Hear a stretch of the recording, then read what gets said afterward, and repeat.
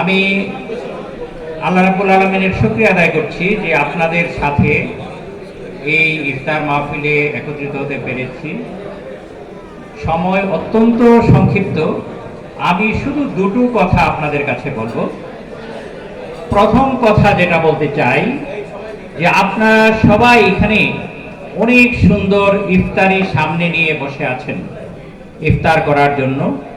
আপনারা কি একবার ভেবে দেখেছেন গাজার অনেক ফ্যামিলির সদস্যবৃন্দ তারা কখন যেন একটা শেল এসে তার বুকে লাগছে, তাদের সাথে আমাদের পার্থক্যটা কোথায়?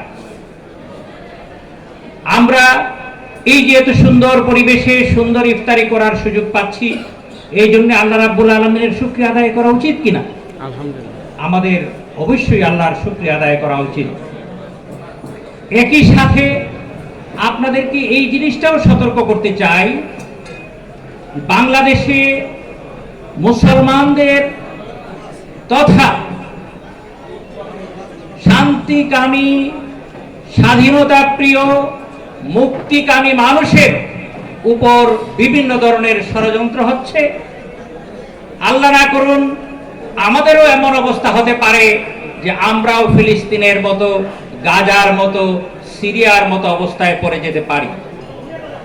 এই জন্য আমাদেরকে আমাদের দায়িত্ব সম্পর্কে, আমাদের দেশপ্রেম সম্পর্কে, আমাদের নিজেদের স্বাধীনতাকে সমুন্নত রাখার জন্য, সার্বভৌমত্বকে সমুন্নত রাখার জন্য সচেতন এবং যত্নবান হওয়ার জন্য ইফতারের আগ মুহূর্তে আপনাদেরকে সচেতন থাকার আহ্বান জানাচ্ছি।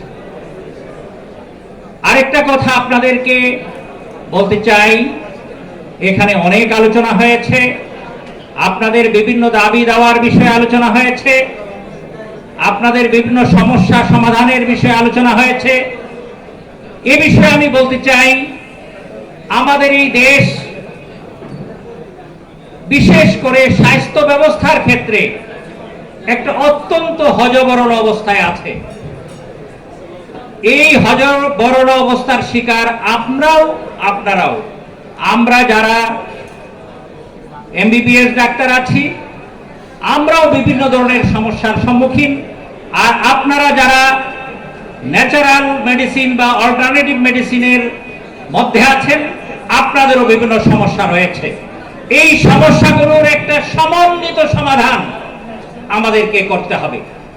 আমাদের পুরো স্বাস্থ্য ব্যবস্থা নিয়ে, স্বাস্থ্য নীতি নিয়ে আমাদের একটা সুন্দর পরিকল্পনা তৈরি করতে হবে।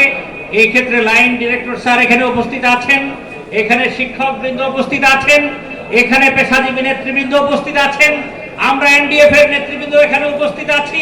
আমরা সবাই মিলে আমাদের এই দেশের মানুষের স্বাস্থ্য সেবা নিশ্চিত করার জন্য শুধুমাত্র এমবিবিএস ডাক্তার নয়, সব ধরনের চিকিৎসকদেরকে সাথে নিয়ে এই দেশের মানুষের স্বাস্থ্য সেবা কিভাবে নিশ্চিত করা যায়, সেই জন্য ন্যাশনাল ডক্টরস ফোরামের পক্ষ থেকে আপনাদেরকে প্রতিশ্রুতি দিচ্ছি, সবাইকে নিয়ে আমরা এই দেশের স্বাস্থ্য ব্যবস্থার একটা সুন্দর সমাধানের জন্য আপনাদেরকে সাথে নিয়ে আমরা পদক্ষেপ নেব ইনশাআল্লাহ। পরিশেষে আমি আপনাদের কাছে একটি অনুরোধ রেখে আমার কথা শেষ করতে চাই।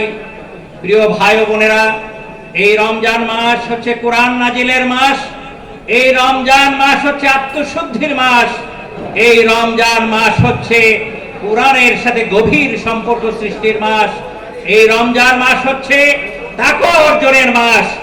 এই মাসে আমরা যদি শুধুমাত্র এই ইফতারের আনুষ্ঠানিকতার মধ্যে আমাদের কাজকে সীমাবদ্ধ রাখি, তাহলে এটা রমজানের সাথে অবিচার করা হবে।